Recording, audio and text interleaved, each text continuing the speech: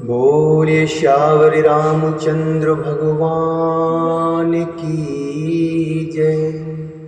महर्षि वाल्मीकि भगवान की जय। श्री हनुमान जी महाराज की जय। श्रीमद् वाल्मीकि रामायण की बालकांड के पंचचत्वारिंशः सर्गः अर्थात 45वें सर्ग में आज हम प्रवेश करेंगे और जिसमें वर्णन है देवताओं और दैत्यों द्वारा क्षीर समुद्र मंथन, भगवान रुद्र द्वारा हलाहल विष का पान, भगवान विष्णु के सहयोग से मंदराचल का पाताल से उद्धार और उसके द्वारा मंथन, धनवंतरी, अप्सरा, वारुणी, उच्चैश्रवा, कौस्तुभ तथा अमृत की उत्पत्ति और देवासुर संग्राम में दैत्यों का संहार। विश्वामित्र जी की बातें सुनकर लक्ष्मण से श्री रामचंद्र जी को बड़ा विस्मय हुआ। वे मुनि से इस प्रकार बोले, हे ब्राह्मण, अत्यद्भुतमिदं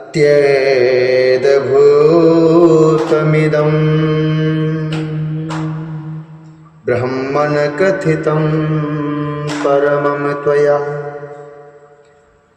अत्यद्भुतमिदं ब्रह्मण कथितं परमं त्वया। गंगावतरणं पुण्यं सागरस्यापि पूरणं, सागरस्यापि पूरणं। क्षणभूते विनौ रात्रि संवृत्तेयं परन्तप। इमां चिन्तयतो सर्वां निखिलेन कथां तव, निखिलेन कथां तव।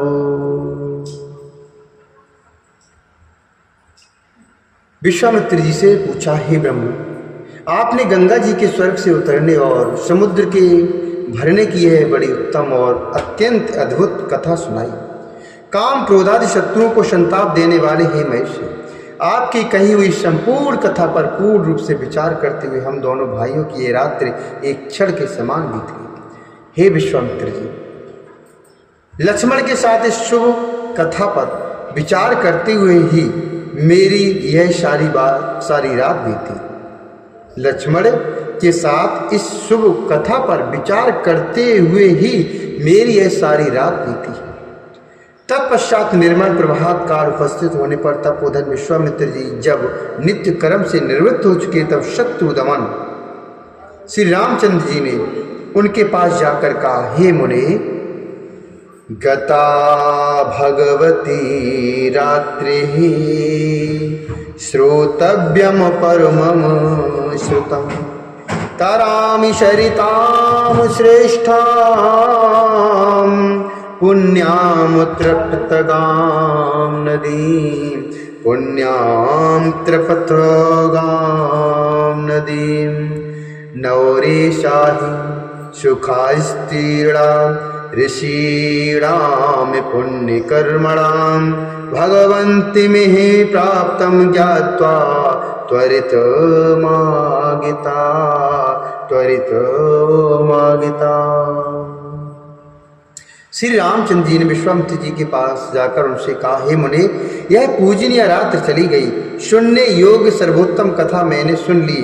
अब हम लोग सरिताओं में श्रेष्ठ पुण्य सलिला तृप्त गामिनी नदी गंगा जी के उस पार चले। सदा पुण्य कर्म में तत्पर रहने वाले ऋषियों की यह नाव उपस्थित है। इस पर सुखद आसन बिछा है। आप परम पूज्य महर्षि को यहाँ उपस्थित जानकर ऋषियों की भेजी हुई नाव बड़ी तीव्र गति से यहाँ आई है। महात्मा रघुनंदन का यह वचन सुनकर विश्वामित्र जी ने पहले ऋषियों सहित श्री राम लक्ष्मण को पार किया। तत्पश्चात स्वयं भी उत्तर तट पर पहुंचकर उन्होंने वहां रहने वाले ऋषियों का सत्कार किया। फिर सब लोग गंगा जी के किनारे ठहरकर विशाला नामक पुरी की शोभा देखने लगे। तदंतर श्री राम लक्ष्मण को साथ लेकर मुनिवर विश्वामित्र तुरंत उस दिव्य एवं रमणीय नगरी विशाला की ओर चल दिए, जो अपनी सुंदर शोभा से स्वर्ग के समान जान पड़ती थी। उस समय परम बुद्धिमान श्री राम ने हाथ जोड़कर उस उत्तम विशालापुरी के विषय में महामुनि विश्वामित्र जी से पूछा, हे महामुने, कतमो राजवंशोऽयं विशालायां महामुने, श्रोतुमिच्छामो भद्रं ते परमं कौतूहलमिहि मे। तस्य तद्वचनं श्रुत्वा रामस्य मुनिपुङ्गवः आख्यातुं तत्समारेभे विशालायाः पुरातनम्।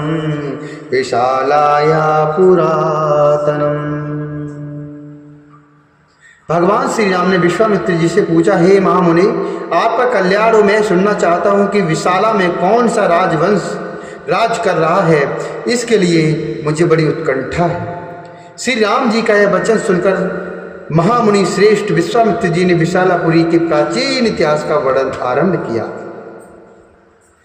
हे रकुल नंदन श्री राम, विश्वामित्र जी ने कहा, श्रूयताम राम शक्रस्य कथामि कथयतः श्रुताम् अस्मिन् देशे हि यद् वृत्तं शृणु तत्त्वेन राघव, वृत्तं शृणु तत्त्वेन राघव। पूर्वं कृतयुगे राम दितिः पुत्र महाबलः, अदितेश्च महाभागा वीरवन्ता शुधार्मिका,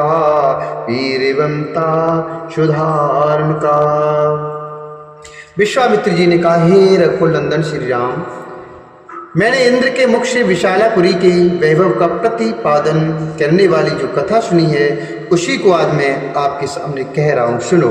इस देश में जो वृतांत घटित हुआ है उसे यथार्थ रूप से श्रवण करो। हे श्री राम, पहले सतयुग में दिति के पुत्र दैत्य बड़े बलवान थे और अदिति के परम धर्मात्मा पुत्र महाभाग देवता भी बड़े शक्तिशाली थे। हे पुरुष प्रवर, हे पुरुष सिंह, उन महात्मा दैत्यों और देवताओं के मन में यह विचार हुआ कि हम कैसे अजर, अमर और निरोग हों। इस प्रकार चिंतन करते हुए उन विचारशील देवताओं और दैत्यों की बुद्धि में यह बात आई कि हम लोग ये क्षीर सागर का मंथन करें तो उसमें निश्चय ही अमृतमय रस प्राप्त कर लेंगे। समुद्र मंथन का निश्चय करके उन अमित तेजस्वी देवताओं और दैत्यों ने वासुकी नाग को रस्सी और मंद्राचल को मथानी बनाकर क्षीर सागर को मथना आरंभ किया। तदंतर 1000 वर्ष बीतने पर रस्सी बने हुए सर्प के बहुसंख्यक मुख अत्यंत विष उगलते हुए वहां मंद्राचल की शिलाओं को अपने दांतों से डसने लगे। अतः उस समय वहां अग्नि के समान दाहक हालाहल नामक महाभयंकर विष ऊपर को उठा। उसने देवता, असुर और मनुष्यों से संपूर्ण जगत को दग्ध करना आरंभ किया। यह देखकर देवता लोग शरणार्थी होकर सबका कल्याण करने वाले महान देवता पशुपति रुद्र की शरण में गए और त्राहि त्राहि की पुकार लगाकर उनकी स्तुति करने लगे। देवताओं के इस प्रकार पुकारने पर देव देवेश्वर महादेव भगवान शिव वहाँ प्रकट हुए और फिर वहीं शंख चक्रधारी भगवान श्रीहरि भी उपस्थित हो गए। श्रीहरि ने त्रिशूलधारी भगवान रुद्र से मुस्कुराकर कहा, हे सुरश्रेष्ठ, देवताओं के समुद्र मंथन करने पर जो बस सबसे पहले प्राप्त हुई है वह आपका भाग हो, क्योंकि आप सब देवताओं में अग्रगण्य हैं। हे प्रभु, अग्र पूजा के रूप में प्राप्त हुए इस विष को आप यहाँ खड़े होकर ग्रहण करें। ऐसा कहकर देव शिरोमणि विष्णु वहीं अंतर्ध्यान हो गए। देवताओं का भय देखकर और भगवान विष्णु की पूर्वक बात सुनकर देवेश्वर भगवान रुद्र ने उस घोर हलाहल को अमृत के समान मानकर अपने कंठ में धारण कर लिया तथा देवताओं को विदा करके वे अपने स्थान पर चले गए। हे रघुनंदन राम, तत्पश्चात देवता और असुर सब मिलकर क्षीर सागर का मंथन करने लगे। उस समय मथानी बना हुआ उत्तम पर्वत मंदर पाताल में घुस गया। तब देवता और गंधर्व भगवान मधुसूदन की स्तुति करने लगे, हे माँ बाहो, आप ही संपूर्ण प्राणियों की गति हैं, विशेषतः देवताओं के अवलंबन तो आप ही हैं। आप हमारी रक्षा करें और इस पर्वत को उठाएं। यह सुनकर भगवान ऋषिकेश ने कच्छप का रूप धारण कर लिया और उस पर्वत को अपनी पीठ पर रखकर श्री हरि वहीं समुद्र के भीतर सो गए। फिर विश्वात्मा पुरुषोत्तम भगवान केशव उस पर्वत शिखर को हाथ से पकड़कर देवताओं के बीच में खड़े होकर स्वयं भी समुद्र का मंथन करने लगे। तदंतर 1000 वर्ष बीतने पर उस क्षीर सागर से एक एक आयुर्वेदमय धर्मात्मा पुरुष प्रकट हुए, जिनके एक हाथ में दंड और दूसरे में कमंडल था। उनका नाम धनवंतर था। उनके प्राकट्य के बाद सागर से सुंदर कांत वाली बहुत सी अप्सराएं प्रकट हुई। हे नरश्रेष्ठ, मंथन करने से ही अप अर्थात जल में उसके रस से वे सुंदरी स्त्रियां उत्पन्न हुई थीं, इसलिए अप्सरा कहलाई।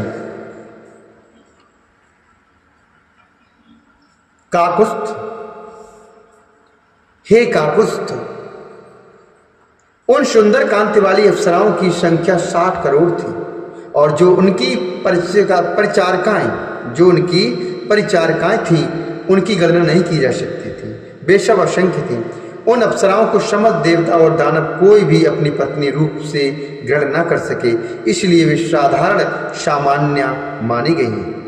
हे रघुनंदन, तदंतर वरुण की कन्या वारुणी जो सुरा की अभिमानिनी देवी थी, तदंतर वरुण की कन्या वारुणी जो सुरा की अभिमानिनी देवी थी, प्रकट हुई और अपने को स्वीकार करने वाले पुरुष की खोज करने लगी।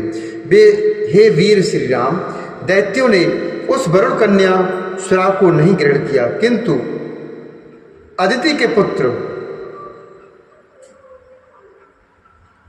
हे वीर श्री राम, दैत्यों ने उस वरुण कन्या सुरा को नहीं ग्रहण किया, परंतु अदिति के पुत्रों ने इस अनिंद सुंदरी को ग्रहण कर लिया। सुरा से रहित होने के कारण ही दैत्य असुर कहलाए और सुरा सेवन के कारण ही अदिति के पुत्रों की सुर संज्ञा हुई। वारुणी को ग्रहण करने से देवता लोग हर्ष से उत्फुल्ल एवं आनंदमग्न हो गए। हे नरश्रेष्ठ, तदंतर घोड़ों में उत्तम उच्चाई श्रवा मणिरत्न कौस्तुभ तथा परम उत्तम अमृत का प्राकट्य हुआ। हे श्री राम, उस अमृत के लिए देवताओं और असुरों के कुल का महान संहार हुआ। अदिति के पुत्र दिति के पुत्रों के साथ युद्ध करने लगे, समस्त असुर राक्षसों के साथ मिलकर एक हो गए। हे वीर, देवताओं के साथ उनका महाघोर संग्राम होने लगा, जो तीनों लोगों को मोह में डालने वाला था। जब देवताओं और असुरों का वह सारा समूह क्षीण हो चला, तब महाबली भगवान विष्णु ने मोहिनी माया का आश्रय लेकर तुरंत ही अमृत का अपहरण कर लिया। जो दैत्य बलपूर्वक अमृत छीन लाने के लिए अविनाशी पुरुषोत्तम भगवान विष्णु के सामने गए, उन्हें प्रभावशाली भगवान विष्णु ने उस समय युद्ध में पीस डाला। देवताओं और दैत्यों के इस घोर महायुद्ध में अदिति के वीर पुत्रों ने दिति के पुत्रों का विशेष संहार किया। दैत्यों का वध करने के पश्चात त्रिलोकी का राज्य पाकर देवराज इंद्र बड़े प्रसन्न हुए और ऋषियों तथा चारणों सहित समस्त लोगों का शासन करने लगे। इत्यादि से श्रीमद् रामायण वाल्मीकि आदि काव्ये बालकांडे पंचचत्वारिंशः सर्गः। इस प्रकार श्री वाल्मीकि निर्मित रामायण आदि काव्य के बालकांड में 45वां सर्ग पूरा हुआ। बोल सियावर रामचंद्र भगवान की जय। महर्षि वाल्मीकि भगवान की जय।